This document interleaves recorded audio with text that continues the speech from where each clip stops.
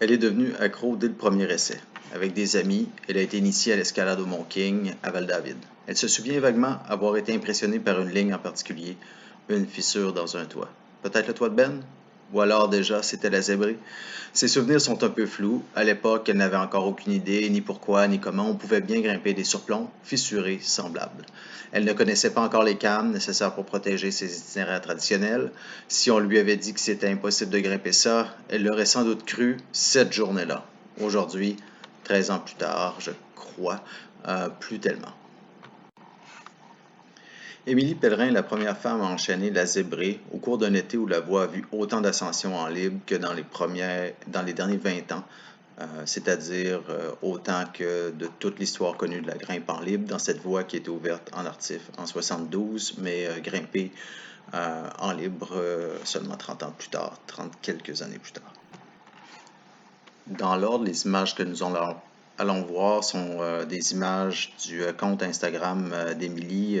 Premièrement, Air China à Liming en Chine, une voie assez engagée, difficile bien entendu.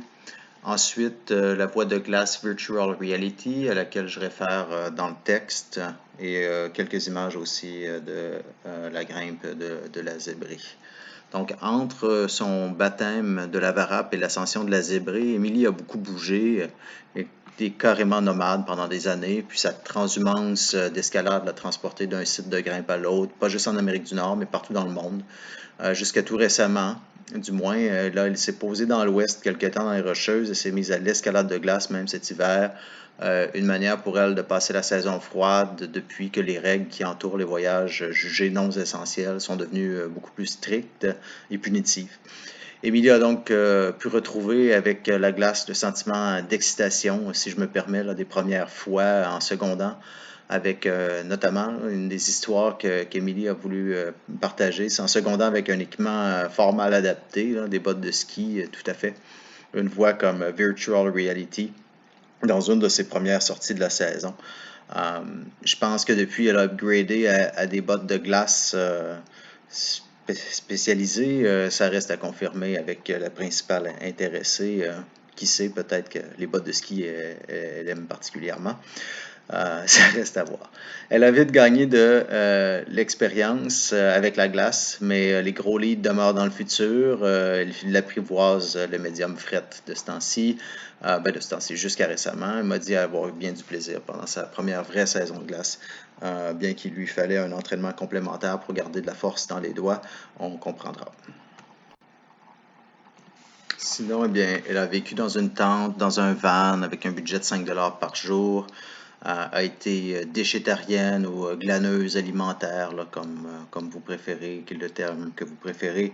À ces heures, elle a fait des sacrifices, bien entendu, pour maintenir son style de vie de globe-trotteuse, de grimpeuse, de vivre la grimpe à fond et à temps plein. Notamment là, forte de sa formation au collège des masso-kinésithérapeutes. Elle était connue, est toujours connue dans les stationnements des sites les plus courus et réputés, par exemple Squamish, juste pour qu'on ait une image dans la tête, là. Donc avant, elle pouvait gagner quelques dollars en échange d'un massage thérapeutique sportif adapté.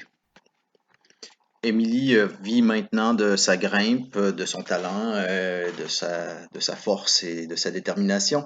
Elle dit gagner d'ailleurs plus que 5 $ par jour. En tout cas, elle dit gagner suffisamment pour vivre en tant que grimpeuse pro dans l'écurie Arc'teryx. Arc'teryx qui a fait le choix d'inviter plus d'athlètes féminines, de femmes à porter leur bannière.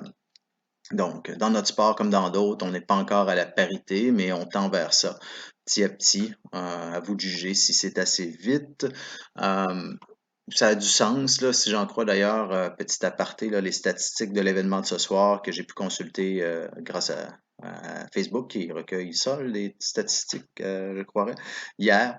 Donc, toutes les catégories d'âge confondues, on retrouverait parmi les personnes qui alors avaient confirmé leur présence ou se disaient du moins intéressées par l'événement, un quasi-équilibre entre les participants et les participantes, là. Pas tout à fait 50% de femmes, mais pas loin, un 47, un fort 48 là, dans ces eaux-là.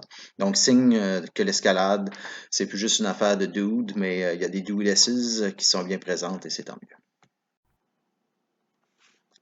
Même si depuis des années, elle grimpe à un niveau 5-13, 5-13 plus, et qu'elle affectionne particulièrement les défis du trad, Émilie Pellerin ne s'imaginait pas, avant, il n'y a pas si longtemps, grimper 5-14 en fissure en trad. Maintenant qu'elle a les abris derrière la tête, elle a déjà les yeux rivés sur l'autre fissure de gros calibre au Canada. Je parle pas ici de la Tom Egan Memorial Route dans les Bugaboos, quoique ça serait intéressant, mais bien sûr de celle qui est plus connue, la Cobra Crack à Squamish. Emily a déjà fait de bons essais dans la voie, disons qu'avec un seul point de repos ou chute, je m'embourbe un peu dans les détails, c'est un processus qui est bien entamé. Et puis ça, bien sûr, pour Émilie, c'est en plus de nombreuses 5-13 dans le 5-13, 13 plus, c'est en plus de Shadow on-site et des faits d'armes de ce genre. Donc on lui souhaite de sender cette saison la Cobra Crack ou d'autres. J'ignore vraiment les news depuis que Mason Earl, Logan Barber puis Saïd Bellage l'ont grimpé en 2017. Là.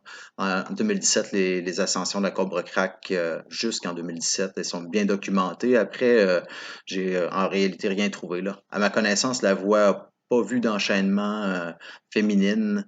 Euh, est-ce que la première à avoir enchaîné la zébrée sera la même première qui enchaînera la Cobra? Je veux pas mettre de pression, mais ça serait cool. Ce serait cool que ce soit une Québécoise aussi. Donc, félicitations encore, Émilie, pour ta nomination au prix Fortin cette année. On va continuer à te suivre, fréquenter tes cliniques de grimpe quand t'en donnes de ce côté-ci du continent, comme tu le fais à chaque année. On va continuer de te supporter. Donc, tout le monde, une main d'applaudissement pour Émilie.